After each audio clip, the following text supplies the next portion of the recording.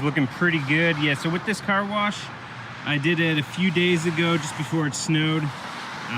Yeah, it does that to my light bar.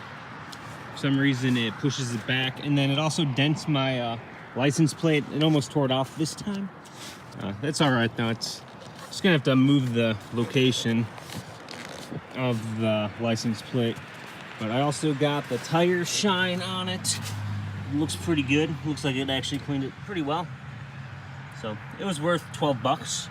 Usually I don't even go to that kind of car wash. I usually just go to the do-it-yourself car wash. But I figured, why not go? Looks pretty good.